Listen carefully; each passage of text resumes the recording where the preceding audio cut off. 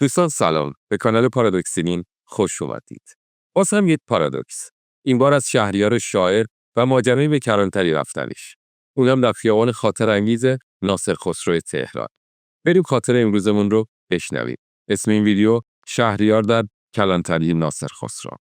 روز 9 اقامتمون در منزل آقای سهند، استاد هوس گردش کردند. به اتفاق برادر خانم آقای سهند و به وسیله اتومبیل آقای سهند که تمام وقت در اختیار ما بود، راه افتادیم. آقای سهند به دلیل گرفتاری در کارخانه از همراهی ما عذرخواهی کردند. به دستور استاد به خیابان ناصر خسرو رفتیم و مقابل مدرسه دارالفنون اتومبیل را پارک کردیم. پیاده شدیم و به کوچه‌ای که روبروی مدرسه بود وارد شدیم. استاد فرمودند: از این کوچه خاطرات زیادی دارم. دوران جوانی، بیبند و باری و عشق و عاشقی. این کوچه یادآور جوانی از دست رفته می باشد. استاد خانه‌ای را نشان دادند و فرمودند: این همان خانه‌ای است که در آن اتاقی اجاره کرده بودم. صاحب خانه و همسرش انسان‌های بسیار مهربانی بودند.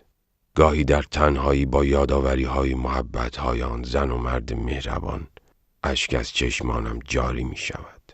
هرگز نمی توانم فراموششان کنم.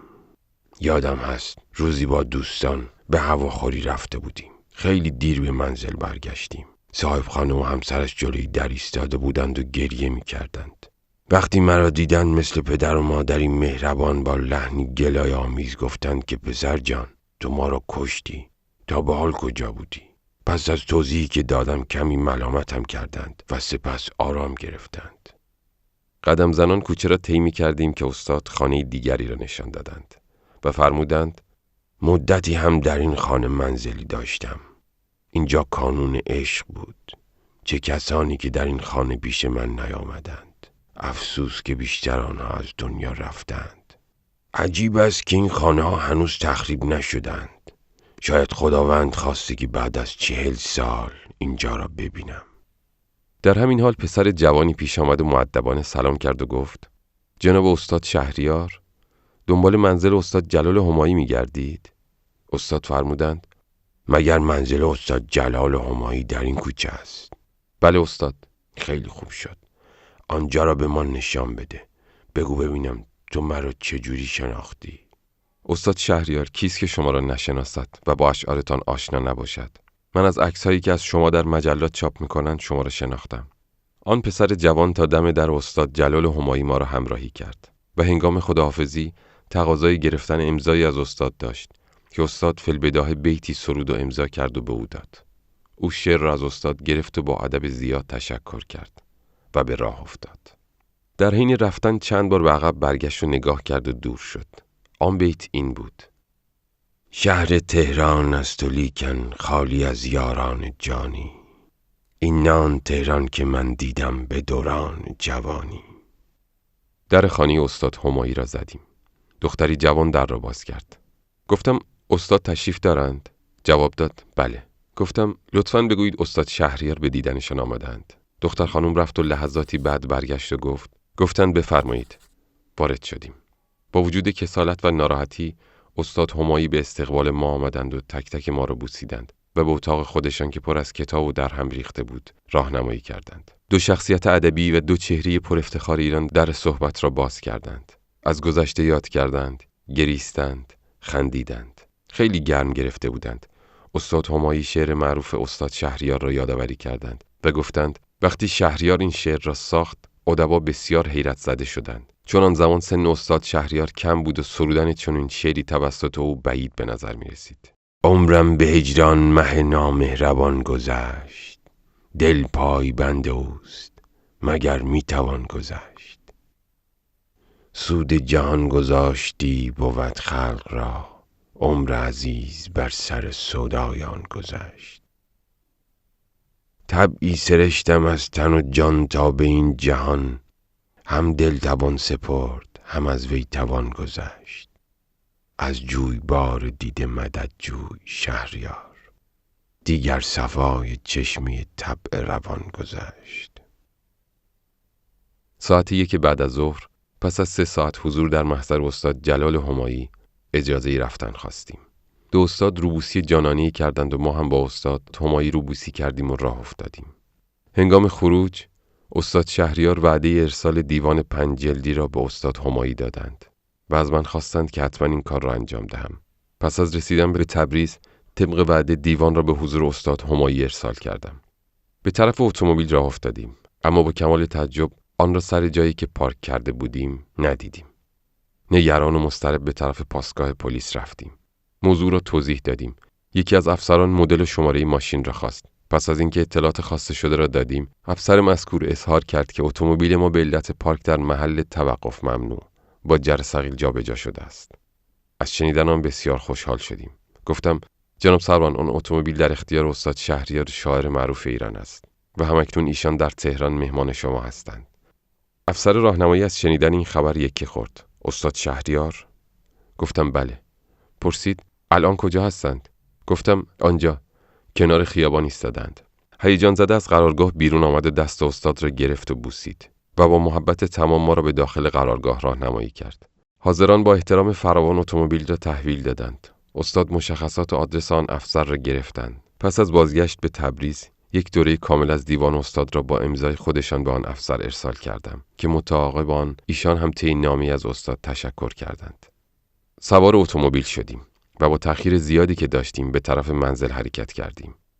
ماجرا را با آقای سهند و خانواده ایشان شرح دادیم. شب به استاد گفتم استاد، بیتی را که به آن جوان دادید بسیار با احساس بود. اگر حالی پیدا کردید تکمیلش کنید. همان شب غزل را تکمیل کردند. شهر تهران است لیکن خالی از یاران جانی. این نه آن شهری که من دیدم به دوران جوانی. دهنه بازار و طرف سبز میدان است، اما کو نه آن بازار میبینم نه آن بازارگانی. آشنایان رفتگان و زندگان بیگانگانند. زنده ام من هم ولی بیگانه با من زندگانی. نیشهای خنده ها باز است لیکن بام و برزن. ناله ها دارند با من با زبان بی زبانی. می کشد شهرم به رخ زرقی و برقی آشکارا، لیک درد و داغ خود دزدیده می دارد نهانی.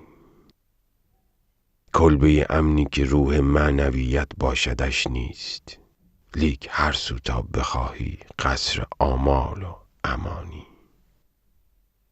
خانه های رفتگان گوی مزار پهلوانان، زیر لب با من عزاداران روح پهلوانی. کاج‌ها گویی درفش کاویان هستند و با من هر یکی را قصه ای از قهرمانی داستانی.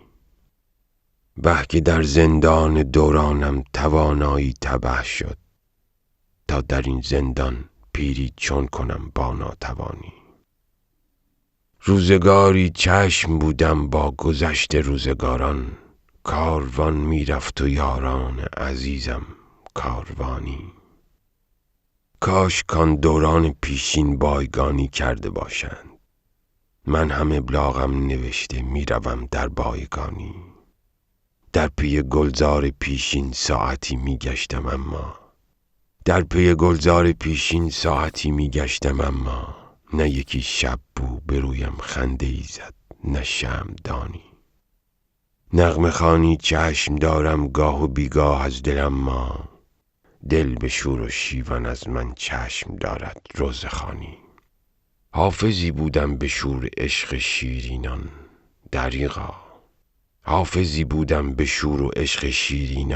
دریغا، با فغان داغ یاران میشوم بابا فغانی.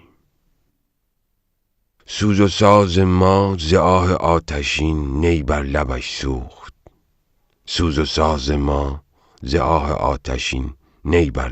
سوخت، یا به دنبال صبا رفتند الحان و اغانی.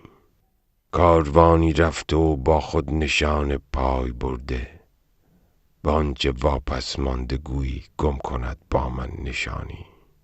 فتنه آخر زمان بود و قضای آسمانی، چون توان کردن عزیزان با قضای آسمانی. باغ دنیا را وفایی با گل و بلبل ندیدم، کو به روی دوش گلچین داد بیل باغبانی. 7 خانهایی پدید آمد در این وادی که پیشش پیر زالی بیش نبود، پور زال باستانی.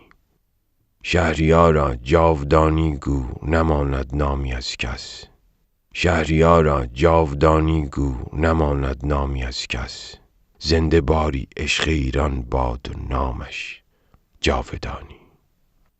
دوستان در اینجا به آخر خاطره امروزمون میرسیم. پیگیر ویدیوهای ما باشید. تا یک ویدیو و یک خاطره دیگه شما رو به خدای بزرگ میسپاریم. وقتتون بخیر و به امید دیدار.